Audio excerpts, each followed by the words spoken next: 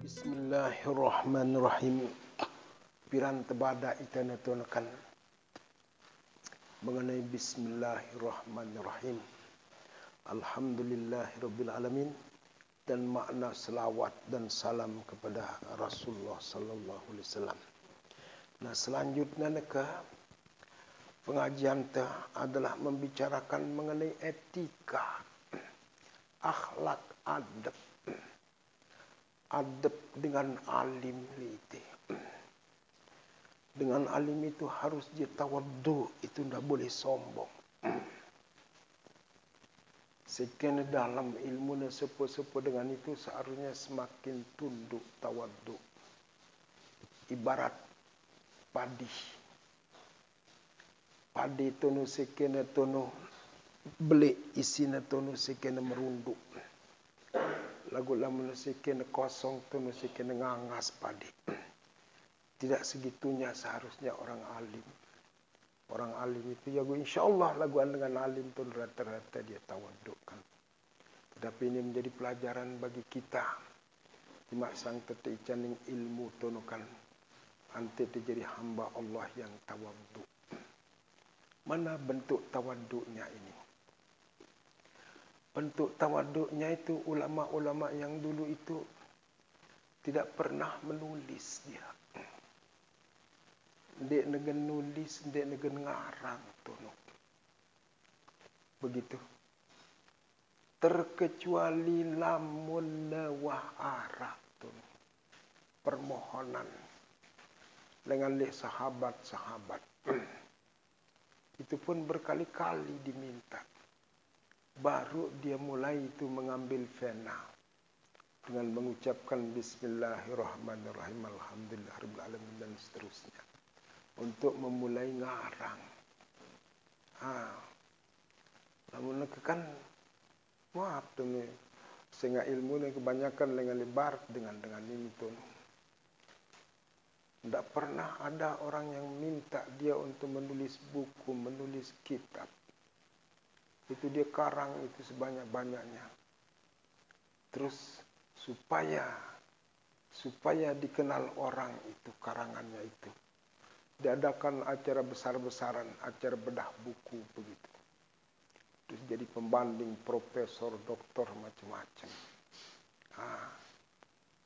Itu lamun secara ilmu tasawuf tu kan. Ini timana jadi ulama pakai lagu tasawufnya dalam ulama-ulama lain ini kan. Setelah itu ini kentara dengan tawaduknya itu. Dia sebut murid-muridnya sebenarnya ini. Tapi dia sebut muridnya itu asdiqa. Teman sejawat.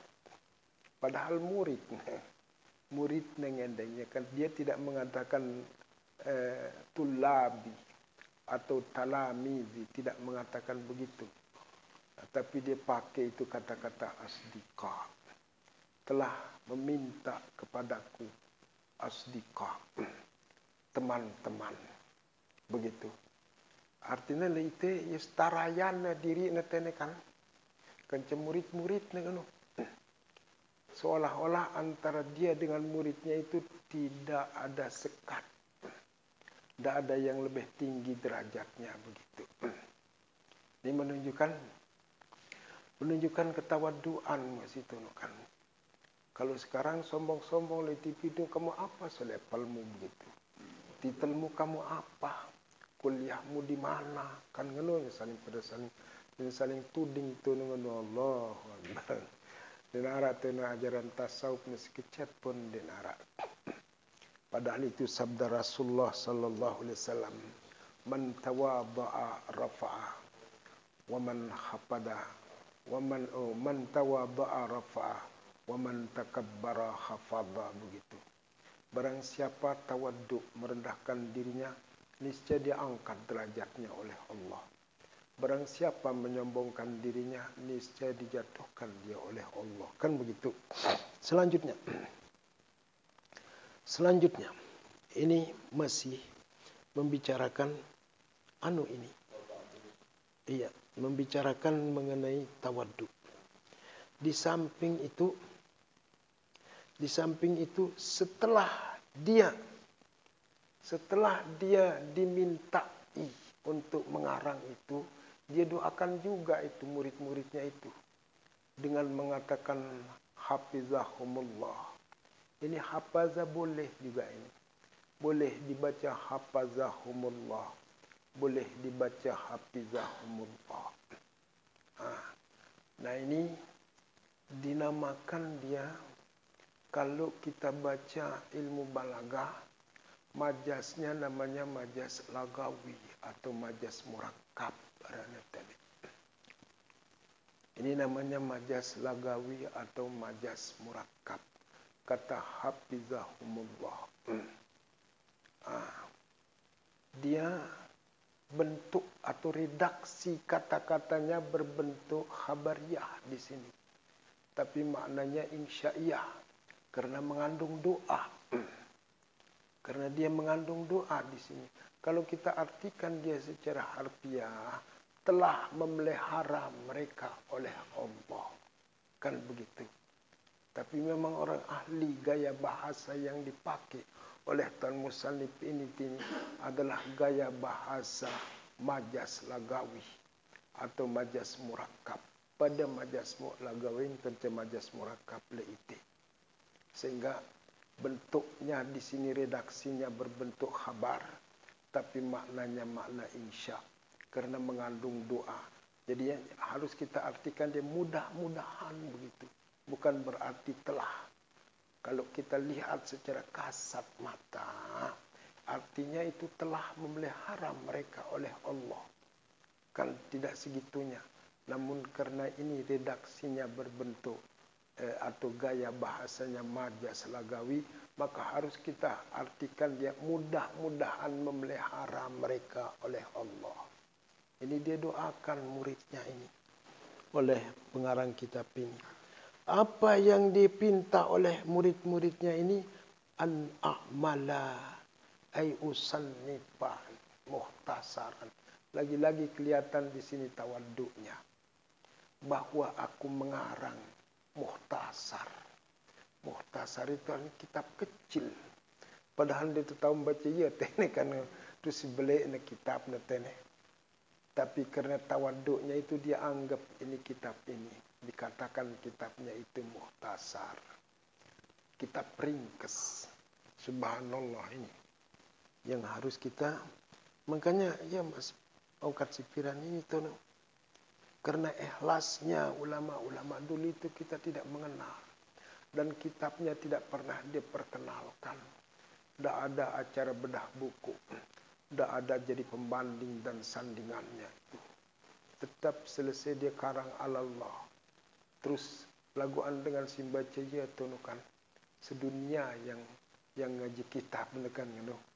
Nah, mereka di ngarang tunu bahasan temesa umpama profesor doktor ya peja istilahnya tunukan MA ke DMI tunu.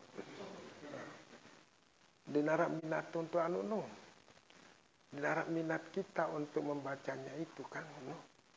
Kurang-kurang sih untuk promosian. Padahal promosinya kadang-kadang lewat TV, kadang-kadang lewat HP. Lagu Atin dan tertarik ini tidak pernah dipromosikan itu. Tapi dengan hidayah Allah itu semua ulama-ulama itu membaca kitabnya ini karena tawaduknya gitu. Selanjutnya, ini kitabnya ini dia kecil ini dikatakan. Terus bahasanya di sini. Apa namanya muhtasar itu? Yang namanya muhtasar itu yang sedikit kata-katanya, yang banyak maknanya. Namanya dalam bahasa balaghah ten teparan yang aran ijaz. Kata-kata ijaz. Ijaz itu yang sedikit ungkapannya, tetapi mengandung pemahaman makna yang banyak. Nah di sini dinamakan dia muhtasar. Tapi dalam bahasa balaghah itu namanya ijaz. Ungkapannya sedikit, kandungan maknanya banyak. Jadi gaya bahasanya di sini gaya bahasa ijaz. Selanjutnya, Memang begitu kata-kata. Arak tono tahun tekodu tene gaya bahasa ijas ini kan. Tahun tekodu tene gaya bahasa ijas ini adalah pada orang-orang yang taraf intelektualnya itu menengah ke atas tuh. Ini para mahasiswa. Para mahasiswa itu dia menginginkan itu kata-kata itu ringkes, dipahami dan pemahamannya banyak. Lamun belo-belo itu kan ya secara manusiawi. Memang kan lamun menurut ini ahli jiwa.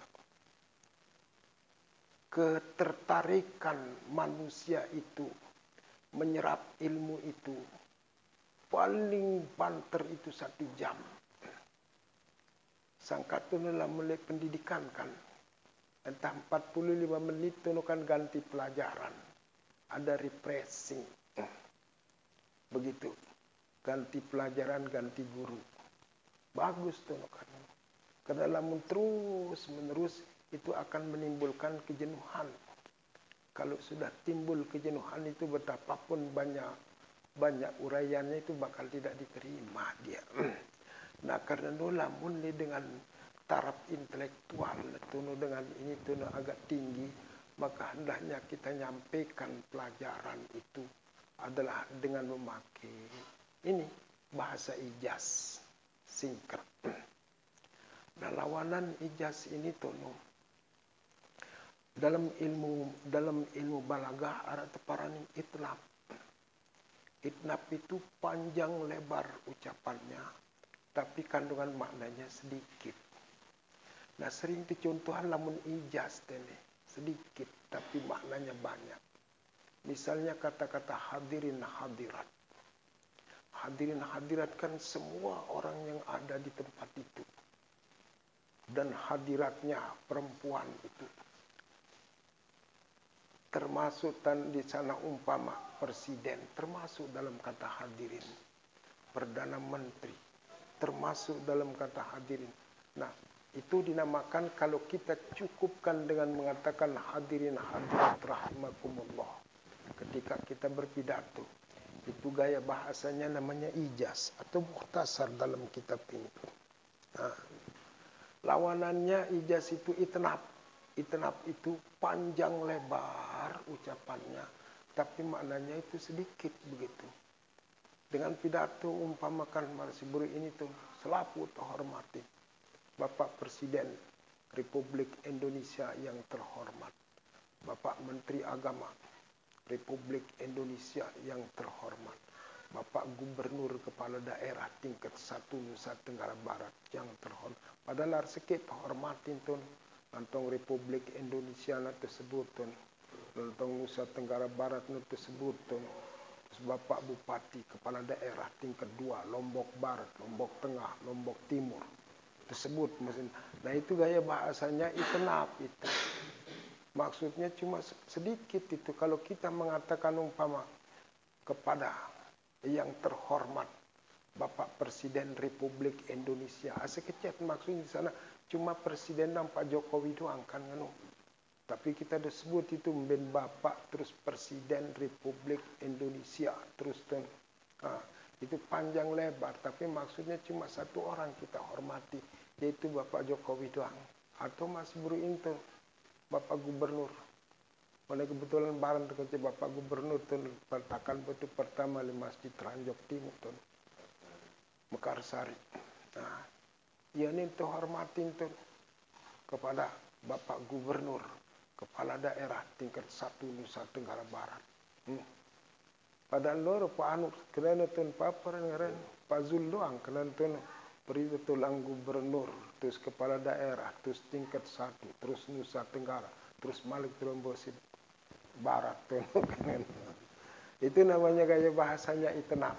Ungkapannya banyak, tapi maknanya sedikit. Ini menurut ilmu balagah.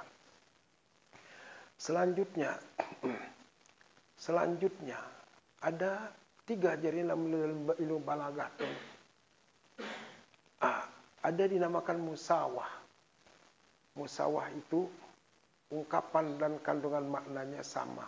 Nah, di sini disebut dia oleh Tuan Musannif dengan mabsutah. Redaksi dengan kandungan redaksi kata-kata itu sama, tidak kurang, tidak lebih. Itu mabsut. Atau di dalam ilmu balaghah dinamakan dia dengan nama apa? Musawah. Nah, selanjutnya. Qala.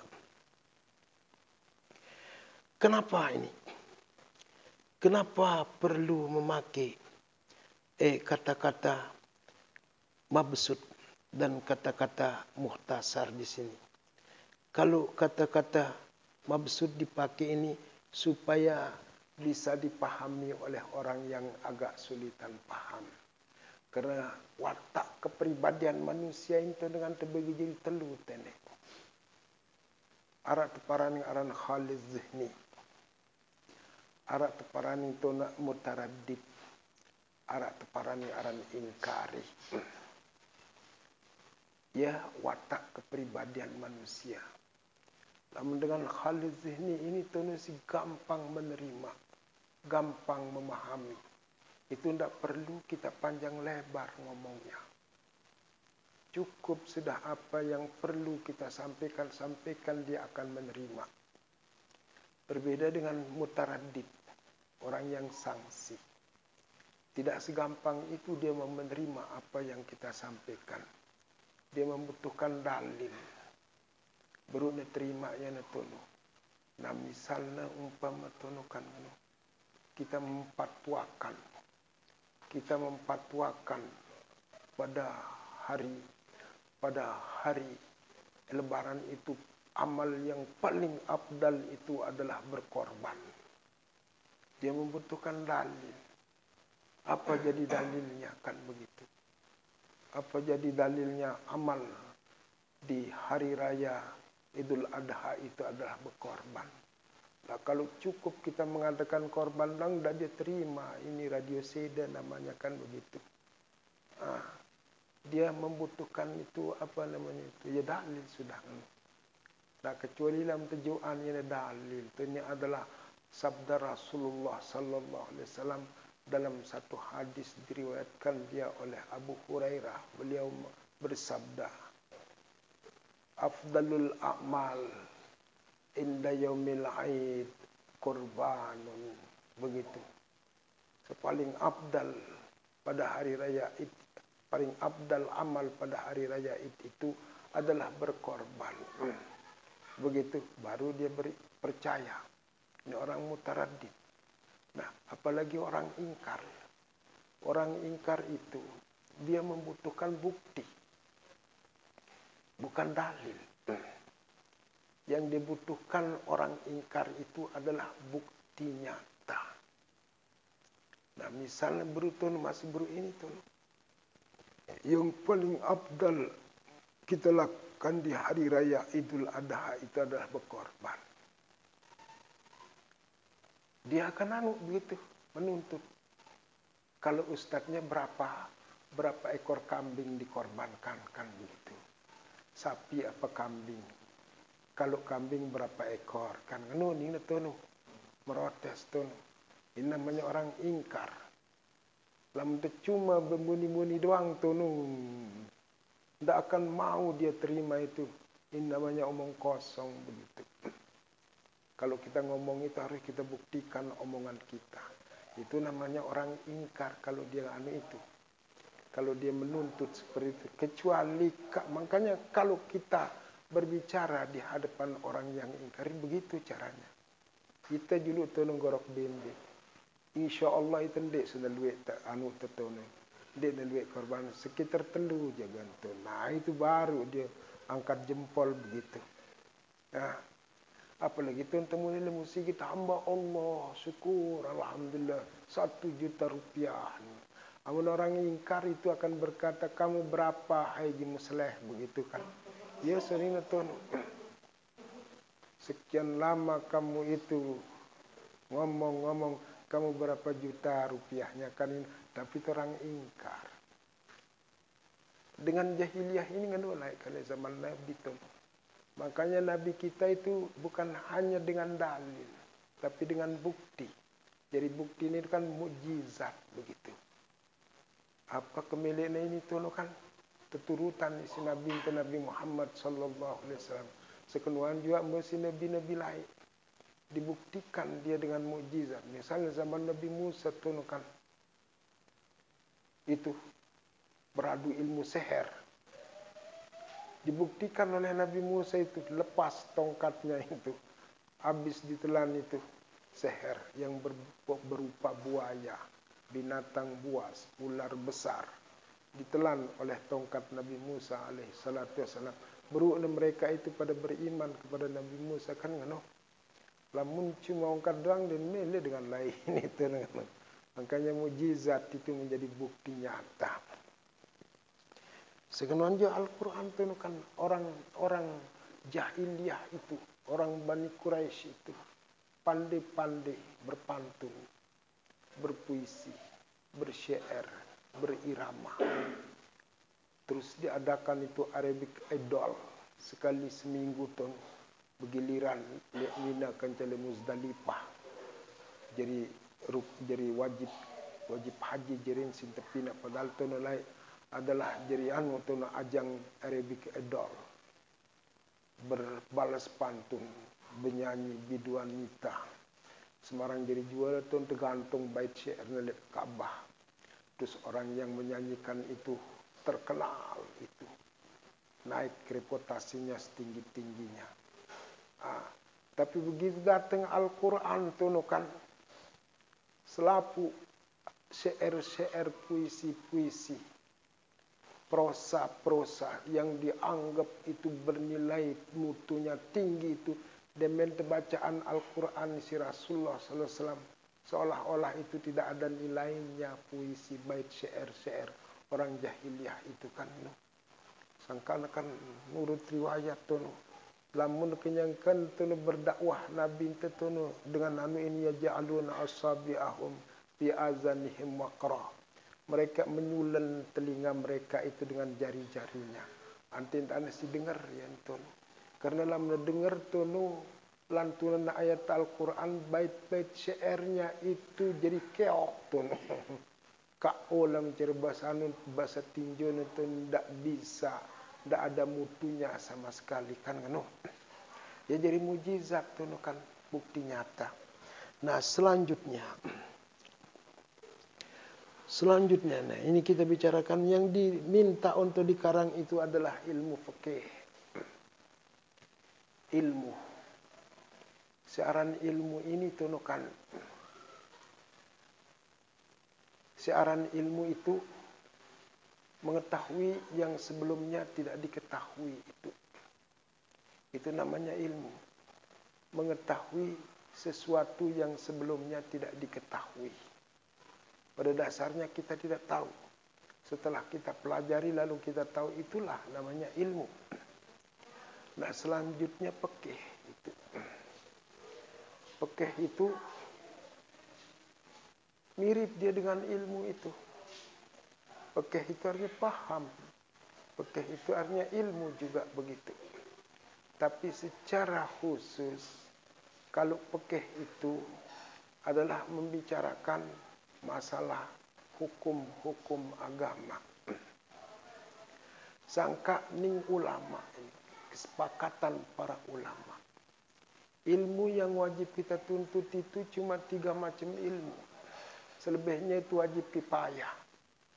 Yang fardu ain kita tuntut itu adalah 3 macam ilmu.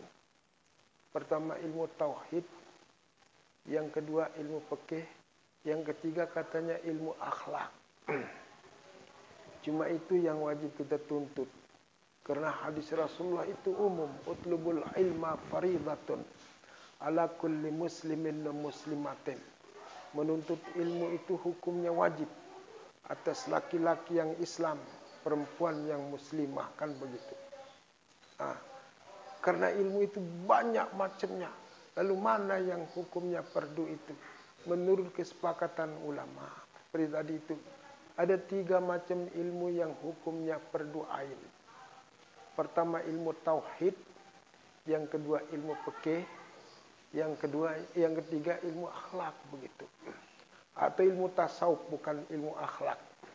Karena ilmu akhlak itu termasuk dia dalam kategori tasawuf begitu. Ilmu tasawuf yang ketiga. Kenapa yang tiga ini wajib dituntut? Karena yang tiga ini salah satunya tidak ada, itu akan tidak bermanfaat yang lainnya itu. Pertama kan ilmu tauhid kan. Untuk kita bisa mengetahui cara kita beriman kepada Allah, kepada malaikat, kepada rasul-rasul Allah dan seterusnya. Lagu ane ke arah tenekan penemuan dengan komunis, tapi jangan diikuti itu. Dipakai itu adalah untuk meruntuhkan kebenaran Islam. Katanya manusia itu tidak diciptakan. Ini menurut gen yang sudah diteliti dalam organ tubuh manusia. Ternyata manusia itu tidak diciptakan oleh siapa-siapa. Dia ada dengan secara alamiah begitu. Menurut hukum alam, ada dengan dirinya sendiri. Tidak diciptakan. Tetapi itu kan profesor doktor yang komunis. Haram hukumnya kita percayai. Itu dianggap menjadi ilmiah sekali oleh orang-orang yang malah luwek dengan Islam, si percaya tipatun. Tidak diciptakan manusia. Itu kan pendapat dia.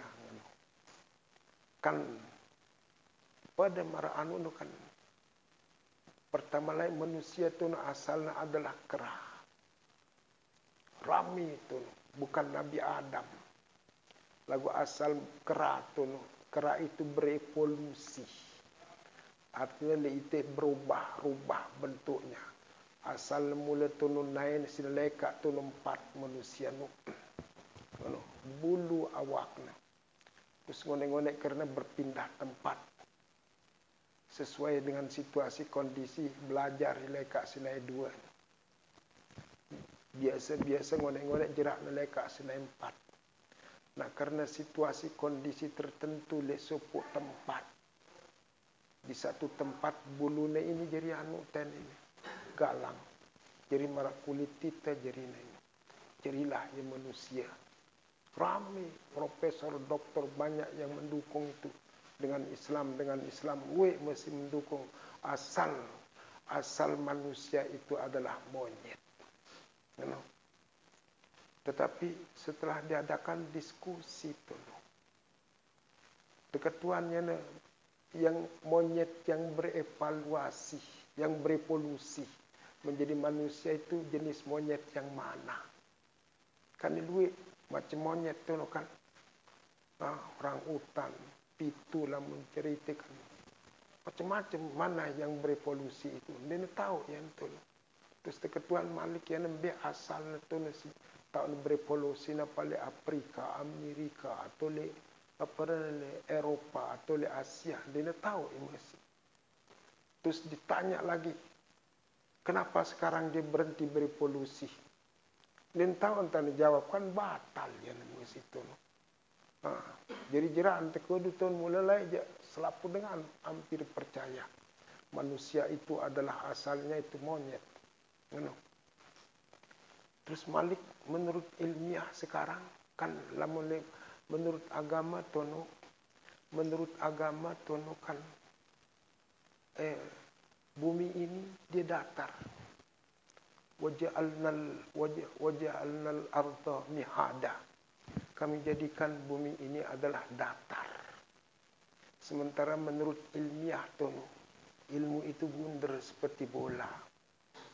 Orang-orang sekarang, profesor doktor itu mengatakan hasil penelitian ilmu itu adalah dunia ini adalah bundar seperti bola. Kan tidak datar. Laguan lam menurut pikiran kita si blok tenekan. Antara Amerika kanca Indonesia itu jaraknya 12 jam.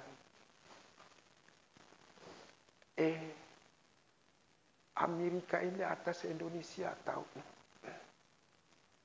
Di atas Indonesia lah bulat bukan diitik itu. Berarti tenek itu Indonesia. Atau sebaliknya Indonesia di atas Amerika di bawah. Lalu menurut akal pikiran kalau memang betul begitu bentuk bumi kan.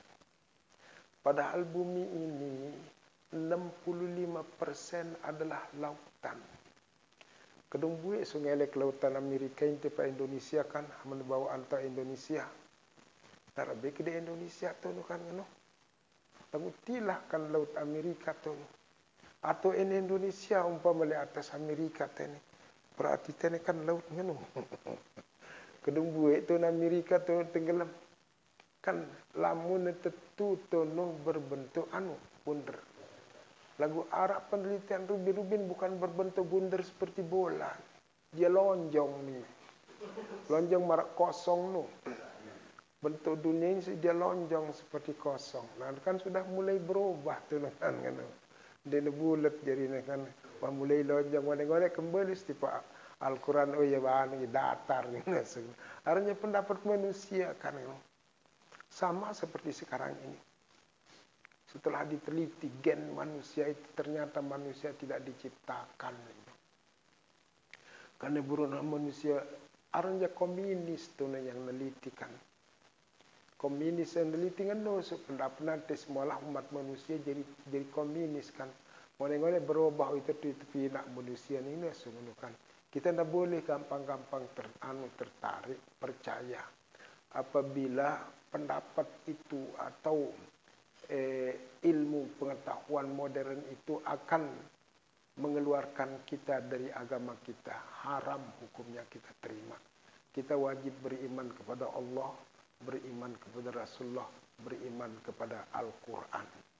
Apapun kata Al-Quran terserah sesuai dengan ilmu modern, sains modern atau dan sesuai, kita tetap wajib berpegang kepada Al-Quran kan begitu. Nah selanjutnya ilmu fikih. Ya si pertama tu ilmu tauhid masih beruin tu. Karena tu percuma tu sembahyang, ta'alim, laguan iman dinarakan, sia-sia ibadah kita. Nah karena yang tentu wajibin kita ini diwajibkan kita ini mempelajari ilmu apa? Ilmu tauhid tu anten si mantep iman tu. Lagu nak jangan tergoyang doang wah iman tetene. Di abad modern ini akan digoyang terus tu. Sehingga ngonek-ngonek segan menang jadi tu dengan dajal, komunis. Angka kadang-kadang sebagian orang itu memprediksi, menafsirkan kata dajal itu bukan makna hakiki tapi makna majazi. Makna majazi itu seperti tadi itu. Yaitu orang-orang komunis yang pinter-pinter meneliti dan segala-galanya. Akhirnya dia batalkan itu. Dia batalkan isi Al-Quran, batalkan isi hadis dengan penemuan-penemuannya. Kemudian orang-orang yang intelektual itu percaya kepada mereka. Dia tinggalkan Al-Quran, ketinggalkan hadis. Orang-orang bodoh mengikuti, melihat, oh ini saja jadi sarjana ini. Dia tidak percaya kepada isi ayat Al-Quran yang begini, hadis yang begini. Itu kan sudah mulai kita mengikuti yang buta sebelah matanya. Artinya cuma dunia doang perluankan akhirat nanti nara. Itu namanya buta sebelah matanya kan begitu. Nah kalau kita itu tetap itu berpegang kepada Al-Quran dan hadis Rasulullah Sallallahu Alaihi Wasallam. Nah selanjutnya adalah ilmu fikih. Lagu jam ya. Oh iya. Jam 9:30 kurang 3 menit nih. Tercukupan lah. Itu juga kan kita lebaran sulit nih. Jemaat terbahas tu ilmu fikih kan ilmu tasawuf. Wallahu alam bisawab wa ilaihil marji wal ma'ab.